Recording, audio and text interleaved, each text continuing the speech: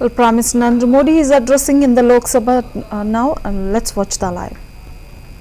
आस्था से अपनी विरासत से जुड़ने की ये भावना आज के भारत की बहुत बड़ी पूंजी है। महाकुंभ है एकता का अमृत, इसका बहुत पवित्र प्रसाद है।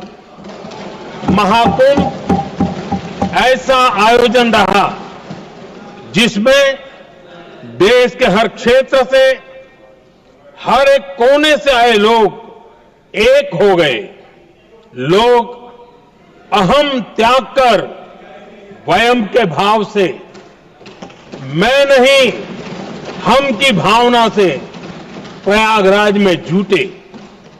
अलग अलग राज्यों से लोग आकर पवित्र त्रिवेणी का हिस्सा बने। जब अलग अलग क्षेत्रों से आए करोड़ों करोड़ों लोग राष्ट्रीयता के भाव को मजबूती देते हैं तो देश की एकता बढ़ती है। जब अलग अलग भाषा बोलियां बोलने वाले लोग संगम तट पर हर हर गंगे का उद्घोष करते हैं तो एक भारत श्रेष्ठ भारत की झलक दिखती है, एकता की भावना बढ़ती है। महाकुंभ में हमने देखा है कि वहां छोटे बड़े का कोई भेद नहीं था। ये भारत का बहुत बड़ा सामर्थ्य है। ये दिखाता है कि एकता का अद्भुत तत्व हमारे भीतर रचा बसा हुआ है। हमारी एकता का सामर्थ्य इतना है कि वो भेदने के सारे प्रयासों को भी भेद देता है। एकता की यही भावना भारतीयों का बहुत बड़ा सौभाग्य है। आज पूरे विश्व में जो बिखराव की स्थितियां हैं, उस दौर में एकजुटता का ये विराट प्रदर्शन हमारी बहुत बड़ी ताकत है। अनेकता में एकता भारत की विशेषता है, ये हम हमेशा कहते आए हैं, यह हमने हमेशा महसूस किया है और इसी के विराट रूप का अनुभव हमने प्रयागराज महाकुंभ में किया है। हमारा दायित्व है कि अनेकता में एकता की इसी विशेषता को हम निरंतर समृद्ध करते रहें।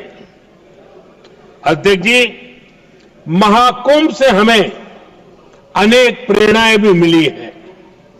हमारे देश में इतनी सारी छोटी बड़ी नदियां हैं। कई नदियां ऐसी हैं जिन पर संकट भी आ रहा है। कुंभ से प्रेरणा लेते हुए हमें नदी उत्सव की परंपरा को नया विस्तार देना होगा। इस बारे में हमें जरूर सोचना चाहिए। इससे वर्तमान पीढ़ी को पानी का महत्व समझ आएगा, नदियों की साफ सफाई को बल मिलेगा, नदियों की रक्षा होगी। अध्यक्ष जी, मुझे विश्वास है कि महाकुंभ से निकला अमृत हमारे संकल्पों की सिद्धि का बहुत ही मजबूत माध्यम बनेगा। मैं एक बार फिर महाकुंभ के आयोजन से जुड़े प्रत्येक व्यक्ति की सराहना करता हूं। देश के सभी श्रद्धालुओं को नमन करता हूं। सदन की तरफ से अपनी शुभकामनाएं देता हूं।